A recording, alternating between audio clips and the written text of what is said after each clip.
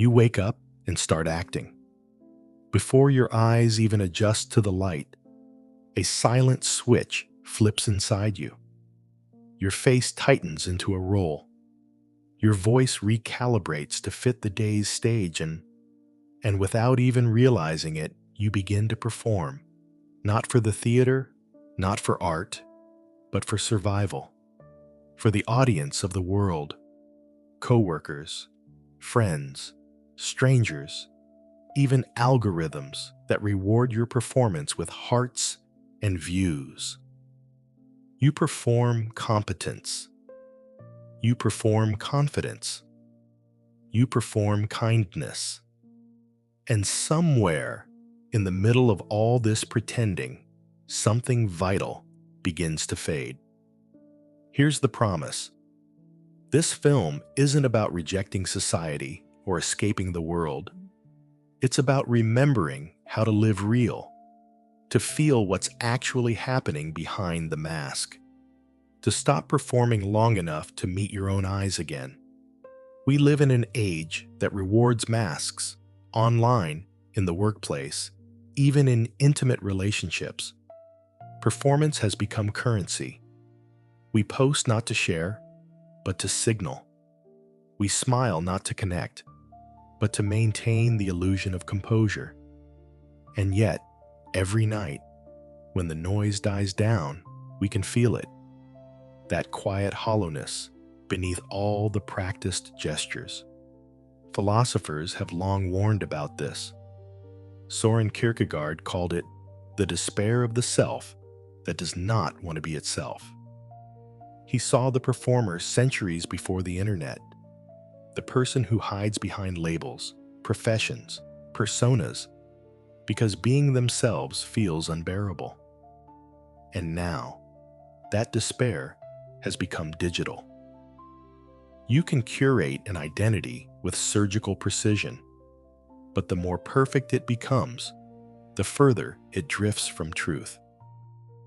Like a mirror, polished so smooth that nothing real can stick to it. There's a line between expressing yourself and performing yourself. Expression is alive. It flows outward from your being, messy and unguarded. Performance is calculated. It edits, filters, optimizes. And the strange paradox is that performance can be rewarded while authenticity goes unseen. The world might not applaud your realness, but your soul will. That's what we've forgotten. Real life doesn't need an audience. It's what happens when no one's watching. When your actions no longer serve the image, but the moment. When you can breathe without the invisible eyes of others shaping every inhale. To live real is to become invisible to performance itself. Not to vanish from the world, but to stop living as a reflection of it. Ask yourself, who are you when nobody's expecting anything of you? If you can't answer that easily, it's because most of us have built our identities from borrowed scripts. We learn early what earns approval. The grades, the smiles, the social cues, and we adjust accordingly. We learn to mimic success, to sound wise, to appear good, to fit an archetype. But there's a cost. Each time we bend to please the crowd, we fracture a little inside. Tiny compromises accumulate until we no longer remember what we actually wanted. We become fluent in the language of appearances, but mute in the dialect of the soul. And then, one day, in a quiet room, you feel like a stranger in your own skin. You've become an actor who forgot the play ended years ago. Mystics have always pointed toward the same escape. Stop acting. Not because life is meaningless, but because life becomes meaningful only when you drop the pretense. The mystic doesn't perform spirituality. They don't seek validation through enlightenment aesthetics. They live their awareness, raw, unscripted, often misunderstood. They see the divine not as a stage light, but as a pulse, alive in every ordinary moment. There's a kind of rebellion in being genuine. To live real in a world addicted to spectacle is a sacred act. You begin to reclaim your humanity piece by piece. You start by noticing the smallest reflex, the urge to posture, to polish, to appear okay. Catch it gently. Don't shame it. That's just the ego doing its job, trying to keep you loved and safe. But you can thank it and then let it rest. Because the truth is, you were never meant to perform love. You were meant to be love, to embody truth so quietly that it doesn't need to announce itself. There's a deeper peace in unmasking than in applause. It's the peace of not having to impress anyone, not even yourself. It's the serenity of not chasing significance, because you've realized that presence is significance. When you stop performing, something astonishing happens. Reality stops performing back.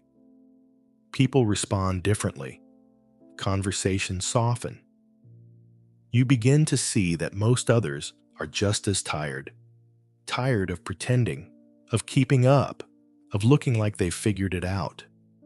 When you live real, you become a permission slip for others to do the same. That's the quiet revolution, not in grand speeches or viral posts, but in the still, grounded act of being real when everyone else is rushing to be seen. But here's the difficult part. To stop performing means to face what the performance was hiding. When the lights go down, you meet the rawness that was always there, the grief you've been editing out, the fear you've been disguising as ambition, the loneliness you kept dressing in cleverness. Most people don't want to go there. It feels too exposed, too uncertain. But that's where your soul lives, not in the role, but in the ache behind it. And paradoxically, that ache isn't your enemy. It's your compass. It points toward what's real, the unmet, the unspoken, the unlived. To live real is to listen to that compass, even when it points away from comfort. Living real isn't glamorous. It's quiet, inconvenient, sometimes lonely. It means speaking truth, even when your voice shakes. It means sitting with people without trying to fix them. It means forgiving yourself when you slip back into performance, because you will. But over time, it reshapes you. It brings your life into rhythm with reality instead of reputation. It gives your actions weight again, not because they're seen, but because they're sincere. Realness is heavy like gravity. It pulls you back to earth. It keeps your feet in the soil of the moment, where breath and honesty and tenderness still exist. The mystic path isn't about rising above the human condition. It's about falling fully into it. It's about feeling everything you once numbed. The sorrow, the wonder, the uncertainty, all of it. In that full surrender, performance dissolves. There's no longer a you trying to look enlightened, or good, or worthy. There's just awareness living itself through you. Life unfiltered. That's the real freedom. Not in being admired, but in being whole. And maybe that's the secret nobody told you. The moment you stop trying to look alive, you start to feel alive. When you stop scripting the story, You finally hear the silence between the words. And in that silence, you find something ancient, the same stillness that mystics sat with, that sages named God, that poets called the real. This isn't about quitting your job, deleting your socials, or rejecting all performance. You can still play roles, create art, meet the world, but let it flow from truth, not from fear. Let your actions be expressions, not disguises. Let them be alive enough to evolve, rather than perfect enough to impress. Look at your reflection for a moment. Not the one in the mirror, but the one in the mind. Can you sense how much effort it takes to maintain that image? To keep it shining, relevant, lovable? Now imagine what it would feel like to set it down, to simply exist. No performance, no persona, just breathing, noticing, being. You might think that's nothing, but it's everything. That's where the sacred hides, in the unguarded ordinary. The mystic doesn't chase transcendence. They realize it's already here, beneath the act. Every time you stop performing, you uncover a little more of that truth. One day, you'll walk through the world not as an actor on stage, but as consciousness itself, unmasked, unmeasured. You'll speak less, but your words will carry weight. You'll plan less, but your actions will feel inevitable, like the tide returning to shore. People might not understand you.